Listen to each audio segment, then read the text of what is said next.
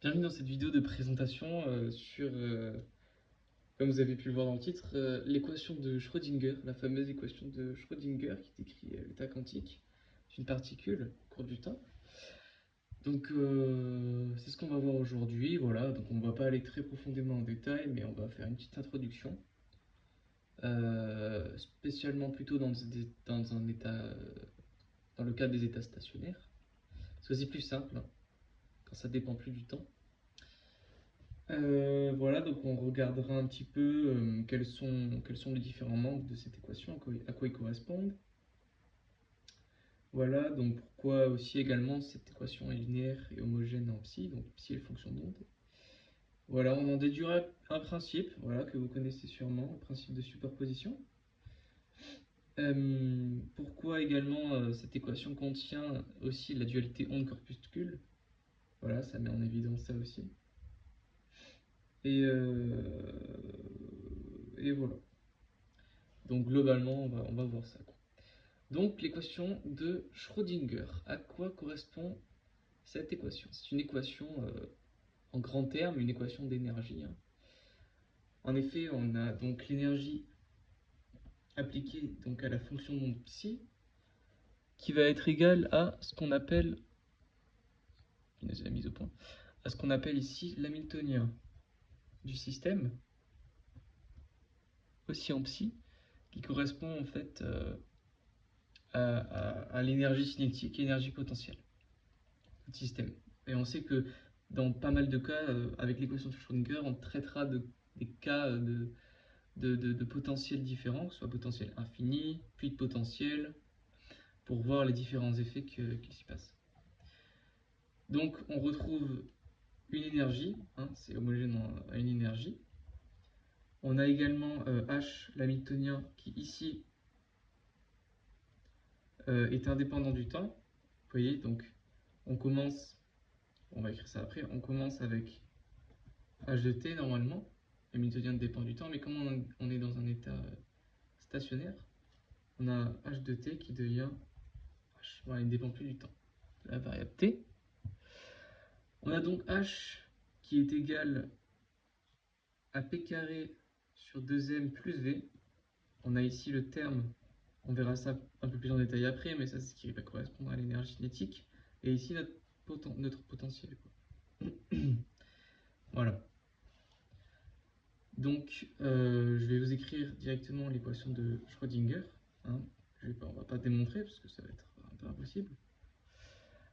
Elle s'écrit comme, donc toujours une énergie, hein, qui dépend seulement de la position, parce que psi ne dépend plus du temps. Normalement, psi dépend de x et t, plutôt rt en 3 dimensions. Mais on fait l'approximation comme quoi on peut écrire psi comme une fonction phi de x fois une autre fonction qu'on va appeler, je sais pas, on peut appeler fonction état de t. Voilà, et ça, on va dire que ce membre-là, on va le transformer pour que l'équation dépende seulement de la position, dans le cas stationnaire du coup. Donc, e psi de x qui dépend seulement de la variable d'espace va être égal à moins h bar carré qui est la constante de Planck réduite avec h bar égale à h sur 2pi, voilà, la constante de Planck qui est donc en joules secondes, c'est le quanta d'énergie qu'on appelle, divisé par 2m, donc 2 fois la masse, d carré, donc ce sont des dérons, dx carré psi de x, appliqué toujours à psi, plus notre potentiel en x, appliqué à la fonction d'onde. On retrouve globalement cette expression pour l'équation de Schrödinger, voilà, qui est ici en une dimension. On voit bien qu'on est juste sur la variable x d'espace. On va pouvoir l'interpréter en 3 dimensions. Là, donc on est en une dimension. En 3 dimensions, on va avoir donc les x qui vont devenir des R, parce que ça va dépendre de R. Et ici, en fait, ce terme cache le Laplacien. C'est une dérivée partielle seconde appliquée à x, y, z. On va voir que ce sera le Laplacien de R. On va l'écrire en 3D, mais cette fois-ci dépendante de t. Donc on va la voir selon x, t. Enfin plutôt rt, pardon. Selon rt. Donc comment elle s'écrit? On a toujours l'hamiltonien qui est égal à l'énergie en psi, cette fois-ci sur l'espace et sur le temps. On va repasser en un cas pas stationnaire, permanent. On a donc IH bar d sur dt, ça va nous rajouter des termes du coup. Psi de RT, je vais expliquer après chaque membre, est égal à moins h bar carré sur 2m. On a bien le Laplacien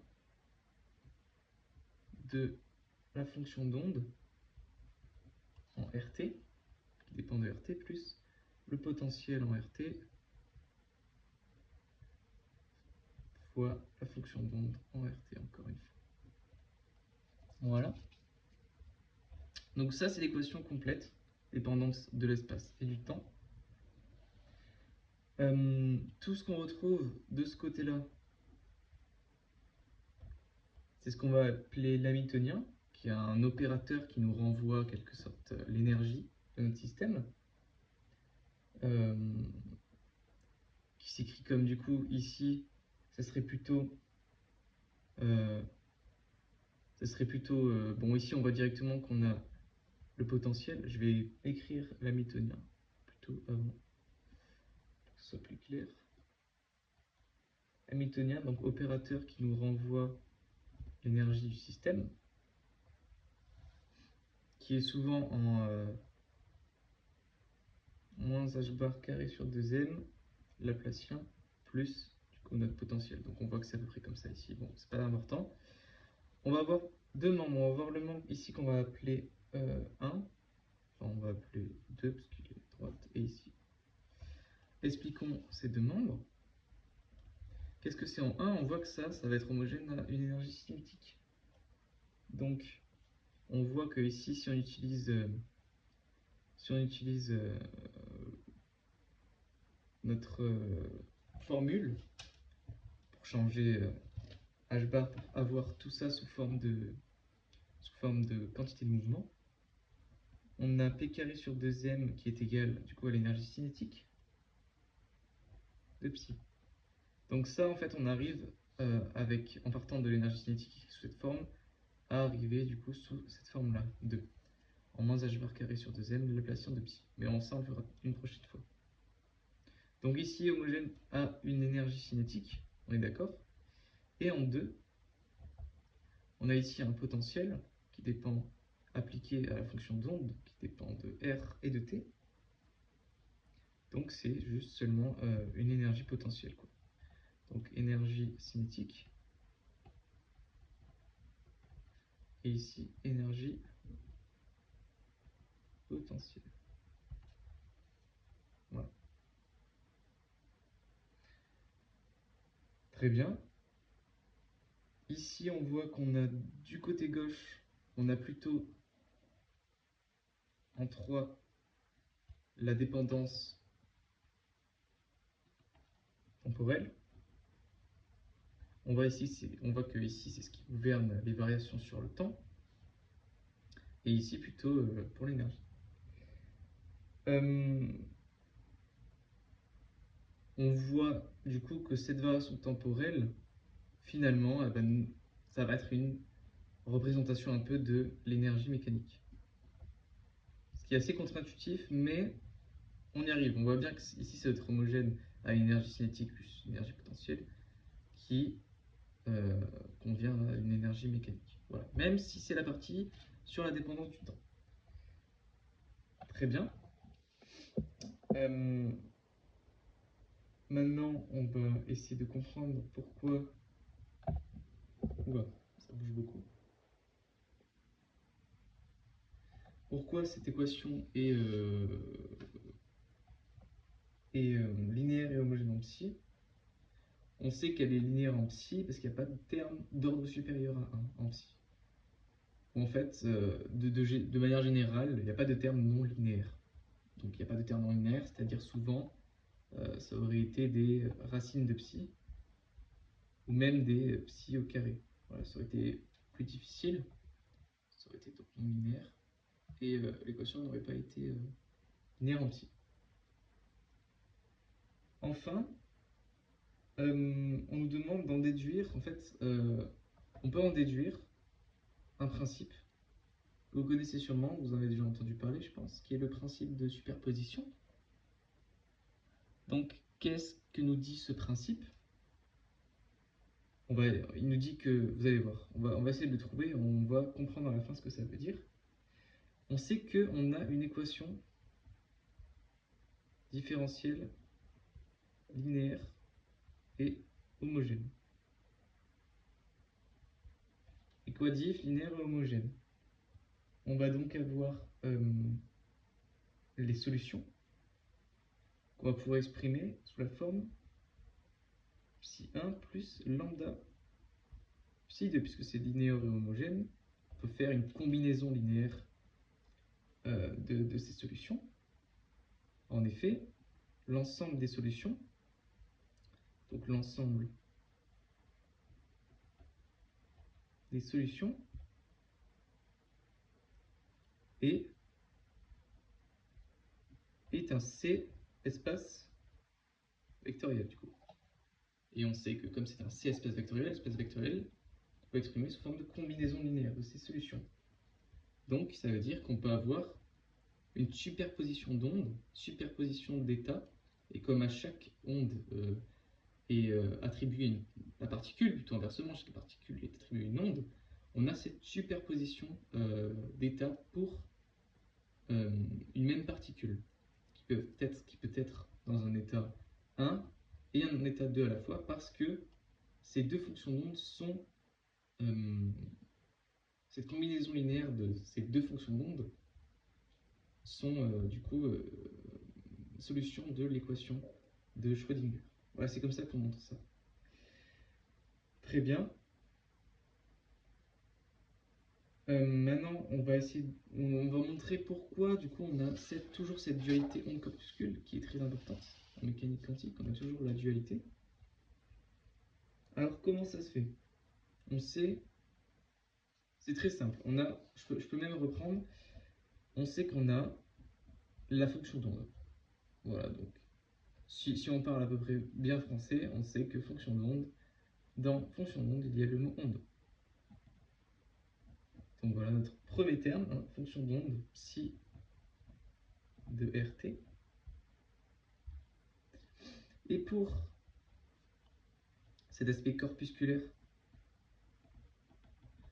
on sait qu'on retrouve dans l'équation ici des énergies. Énergie cinétique, énergie mécanique. On a ici un terme avec la masse, une quantité de mouvement. Ça, c'est ce qui correspond à des objets plutôt matériels. On a des objets ponctuels. On a donc des corps avec une masse, dotés d'une masse, slash d'une énergie également, mécanique. Ce qui est plutôt caractéristique des objets ponctuels, des corpuscules. En effet, on peut l'exprimer, comme on a vu tout à l'heure, au début sous forme de K plus V égale à donc notre énergie cinétique plus l'énergie potentielle, qui nous fait de l'énergie mécanique. Donc ça, c'est typique d'un corpuscule. Voilà. Très bien. Donc la prochaine fois, je pense qu'on essaiera de voir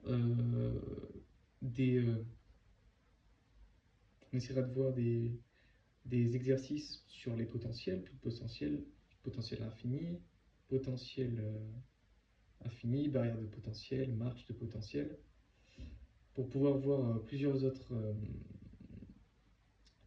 principes, ou plusieurs autres effets plutôt, comme l'effet tunnel, applicable sur le microscope à effet tunnel, ou autre, l'effet Ramsauer-Townsend, on verra ça. Voilà.